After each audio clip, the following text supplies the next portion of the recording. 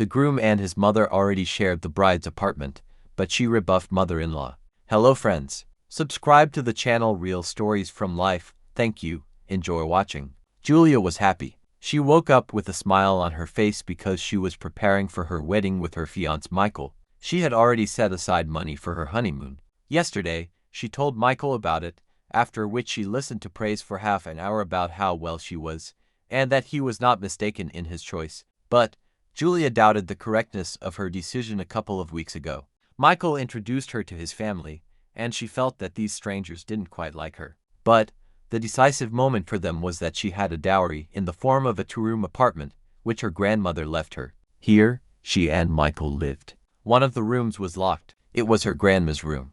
There, Julia left everything as it was with the living granny. Her old chest of drawers, rocking chair, work desk and shelves with boxes of colorful yarn. Grandmother raised and loved Julia very much. Julia crawled out from under the warm blanket and ran into the kitchen to prepare cheesecakes for breakfast. Soon, Michael came into the kitchen, yawning and stretching. He sat down at the table, moved a plate of hot sirnik closer to him and began to eat with pleasure, dripping sirnik in thick sour cream. Julia, I thought, we don't need a honeymoon trip. Let's buy a car with this money. We need to add a little money. We can take a loan. Julia looked in bewilderment at Michael's breakfast please face, but made no reply. Suddenly, she heard a key turn in the lobby. She didn't have time to get really scared, because a small crowd, consisting of the future mother-in-law, her daughter and her youngest son, 18-year-old, burst into the hallway. A mountain of 3 suitcases and 1 bag were next to them.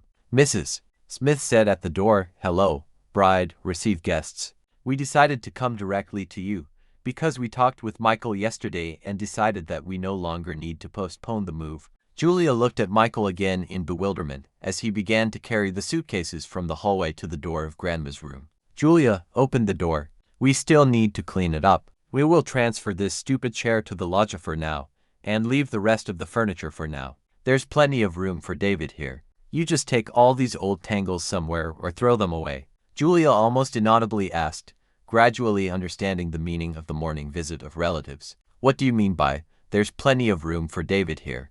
And why should I throw something out of this room? And where does Mrs. Smith get the keys to the apartment? The future mother-in-law joined the conversation. Thank God you are doing well. Your wedding is in 2 weeks. Michael told me yesterday that you would buy the car, and your one room is empty until you have your kids. David will live in it, otherwise he will get to the institute very far from us. And from here, he will only have 5 minutes to go. Michael smiled happily and demonstrated his masculine dexterity with all his appearance. Julia, we can take my brother in for a while. It's time for you to throw your old things, but we still plan to make a nursery in this room. Suddenly, the lively Carolyn, Vadim's sister, joined the conversation. Michael has already chosen the car. A good friend of mine is selling a cool car, and you will take out a loan and will add some money to the purchase. All right, Julia, you look for the keys to the room for now, and I'll treat my relatives with cheesecakes, okay? We have delicious cheesecakes for breakfast, with sour cream. And Michael left the whitened Julia in the corner, and he himself proceeded to the kitchen with his relatives. Julia went into the room, sat down on the sofa, and thought. When Michael moved in with her, he immediately told her that they would leave on Julia's salary, and they would save Michael's money for housing expansion. And now, new surprises. It turns out that Michael had already managed to make his mother the keys to her apartment, and they decided amongst themselves that David would live with them. While of a sudden, why should she put up with an outsider young guy in her house for who knows how long? And this car was the last straw.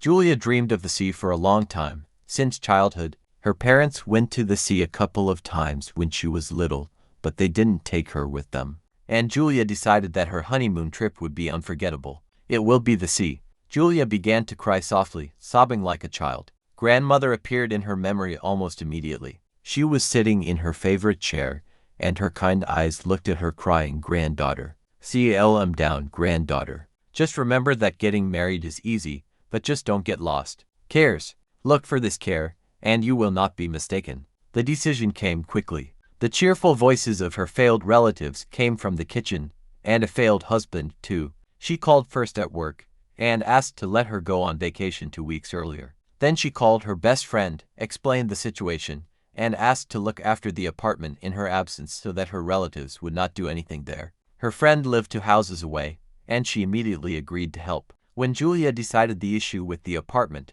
she finally called the travel agency, where she had chosen a tour for her honeymoon the day before. The right option was picked up for her quickly from the burning vouchers. Her suitcase was already packed. She dreamed of the sea for so long that she packed all her things in advance without waiting for the wedding.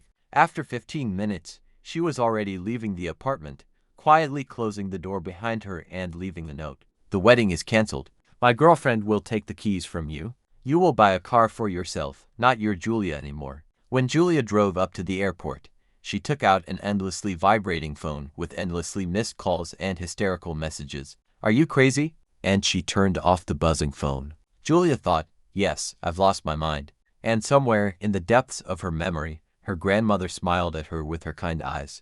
Thank you for watching. Subscribe our channel by